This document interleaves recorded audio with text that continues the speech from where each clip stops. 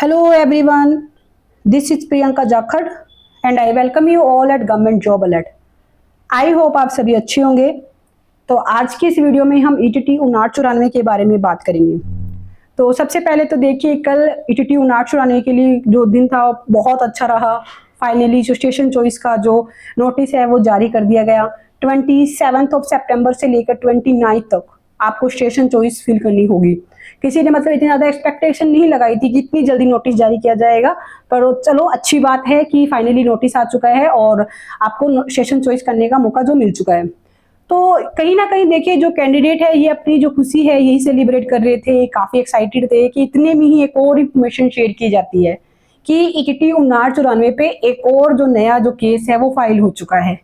सुबह से ही कैंडिडेट इसी चीज़ को लेके परेशान है कि क्या एक्चुअल में कोई केस फाइल हुआ है, कहीं किसी ने मजाक तो नहीं किया।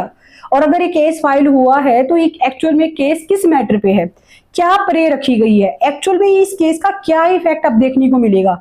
सबसे बड़ा क्वेश्चन देखिए अभी है कि जो अभी स्टेशन चॉइस की जो प्रोसेस है, आगे जो ज्वाइनिंग की जो प्रोसेस रहेगी उस पर क्या इफेक्ट होगा इस केस का, कहीं कोई किसी तरह का नेगेटिव इफेक्ट तो नहीं देखने को मिल जाएगा। इसी चीज को लेकर सुबह से कैंडिडेट बहुत ज्यादा परेशान है। सबसे पहले तो अगर देखिए मैं केस की बात कर लेती हूँ कि क्या कोई एक्चुअल में केस फाइल हुआ है, तो इसका सिंपल सा आंसर होगा यस। ईटीटी 5994 पे एक और नया जो केस है वो फाइल हो चुका है। और जो ये जो केस है ये आप देख पाओगे कि ये है सीओसीपी। सीओसीपी मतलब contempt of court. Contempt of court का केस फाइल किया गया है।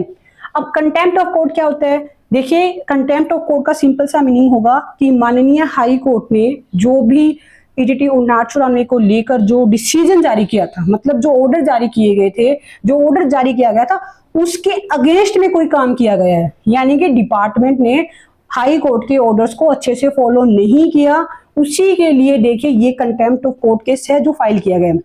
अब आप में से बहुत सारे कैंडिडेट के माइंड में आएगा कि डिपार्टमेंट ने अब ऐसा क्या कर दिया जहां पे सीओसीपी फाइल कर दिया गया, ऐसी डिपार्टमेंट ने अब क्या गलती कर दी। तो अब देखिए मैं आपको बताती हूँ कि ये जो सीओसीपी है ये एक्चुअल में किस बारे फाइल की गई है, क्योंकि सबसे बड़ा क्वेश्चन देखिए यही है कि एक्चुअल में ये केस है किस बारे।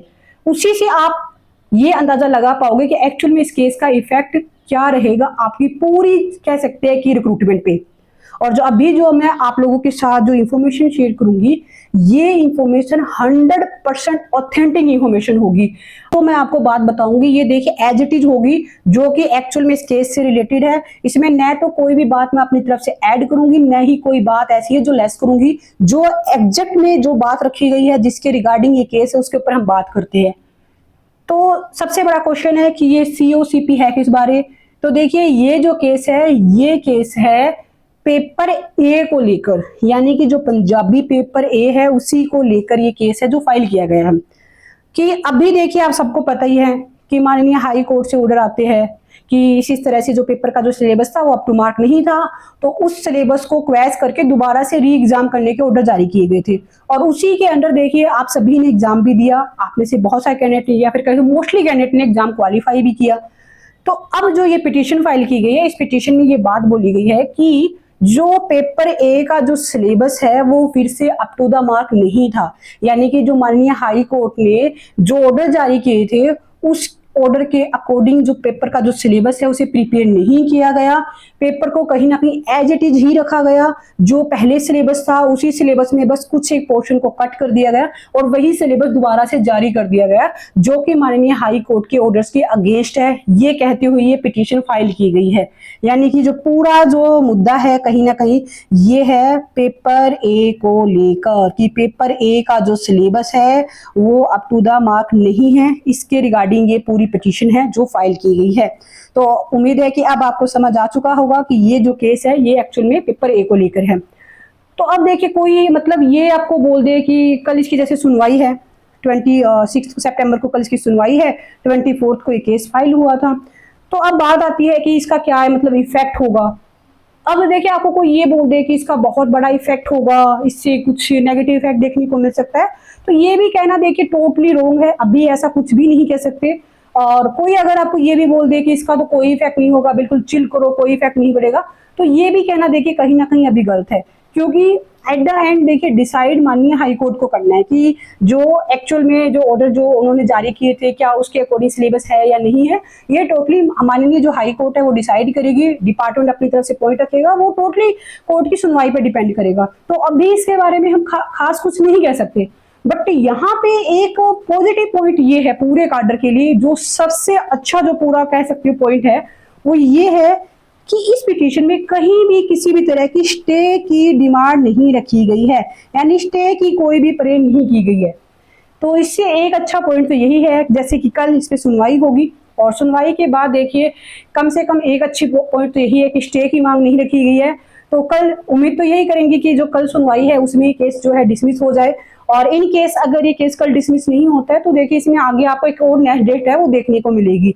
तो इस टाइम पीरियड के दौरान, यानी कि कल की सुनवाई के बाद जो नेक्स्ट जो सुनवाई की जो डेट होगी, इस टाइम पीरियड के दौरान जो अभी के लिए जो आपकी जो ज्वाइनिंग की जो प्रोसेस जो अभी चल रही है एज इट इज चलती रहेगी। बट सबसे जो चैलेंजिंग पॉइंट जो पूरे काडर के लिए ये होगा कि जो नेक्स्ट सुनवाई होगी उससे पहले पहले जो ज्वाइनिंग की जो प्रोसेस है उसे कंप्लीट करने की जरूरत है, कि जो स्टार्टिंग में जिन कैंडिडेट को अभी मौका मिला है उनकी ज्वाइनिंग हो जाए, ताकि एक तरीके से जो रिक्रूटमेंट है वो सेफ हो जाए। क्योंकि आने वाले टाइम में देखिए क्या कुछ होगा इसके बारे में कोई कुछ नहीं कह सकता। अभी जैसे केस सिंपल सा लग रहा है, हो सकता है आने वाले टाइम में इसका कुछ नेगेटिव इफेक्ट भी देखने को मिले। तो इसलिए जरूरी है कि अभी इसी चीज को भी हम थोड़ा सा कह सकते हैं कि ज्यादा फोकस करें इस केस पे, कि अभी ये जो केस है ये फाइल किया गया है तो इसका कहीं नेगेटिव इफेक्ट ना देखने को मिले हमें इन फ्यूचर। तो अभी जो प्रोसेस जो चल रही है फटाफट से स्टेशन चॉइस फिल करवाई जाए, उसके बाद अलॉटमेंट करके बहुत जल्द कैंडिडेट को ज्वाइनिंग पे फोकस किया जाए ताकि रिक्रूटमेंट सेफ हो सके। क्योंकि देखिए जब तक केस चलते रहेंगे कहीं ना कहीं पूरे रिक्रूटमेंट पे रिस्क रहेगा, और ऐसे बहुत सारे लोग रहे हैं जिन्होंने अपनी पूरे जी जान से कोशिश की है कि किसी ना किसी तरह से इस रिक्रूटमेंट को खराब किया जाए। तो अभी कहीं ना कहीं ये हमारे लिए प्रायोरिटी बेस पे होना चाहिए कि हमें किसी तरह से रिक्रूटमेंट को सेव करना है। कल इसकी जो सुनवाई है 26 सितंबर को, हालांकि उम्मीद करेंगे कि कल ये केस डिसमिस हो जाए। अगर नहीं होता है तो आपको इसमें एक और नेक्स्ट डेट देखने को मिलेगी। नेक्स्ट डेट से पहले पहले हम सभी का एक ही टारगेट होना चाहिए कि ना किसी तरीके से कैंडिडेट की ज्वाइनिंग हो जाए, ताकि आगे आने वाला जो टाइम पीरियड है वो भी पूरे काडर के लिए अच्छा हो, किसी तरह की कोई स्टे ना देखने को मिले। क्योंकि देखिए कहीं ना कहीं फिर जजेस के माइंड में भी आ जाएगा कि ऑलरेडी काफी कैंडिडेट ज्वाइन कर चुके हैं, तो अब किसी तरह का हम इस पर नेगेटिव डिसीजन ना दें। तो इसलिए जरूरी है ये पूरे काडर के लिए। बाकी होप सो कि कल जो सुनवाई होगी वो भी पूरे काडर के लिए पॉजिटिव हो। करेंगे कि बहुत जल्द कुछ अच्छा हमें पॉजिटिव सुनने को मिले, कल का जो केस है ये हमारे फेवर में आए। और दूसरी बात, जैसे कोई भी इसके रिगार्डिंग और अपडेट आएगी वो अपडेट भी आप लोगों के साथ शेयर कर दी जाएगी। अब ये पूरे काडर की मोरल ड्यूटी बनती है किसी न किसी तरीके से अपनी ज्वाइनिंग पे फोकस किया जाए ताकि रिक्रूटमेंट जो है वो सेफ हो सके। बाकी कोई और अपडेट आएगी वो अपडेट भी आप लोगों के साथ शेयर कर दी जाएगी। आई होप ये वीडियो भी आपके लिए इंफॉर्मेटिव रही। वीडियो अच्छी लगी तो चैनल को जरूर सब्सक्राइब कीजिएगा। Wish you all the best. Thank you.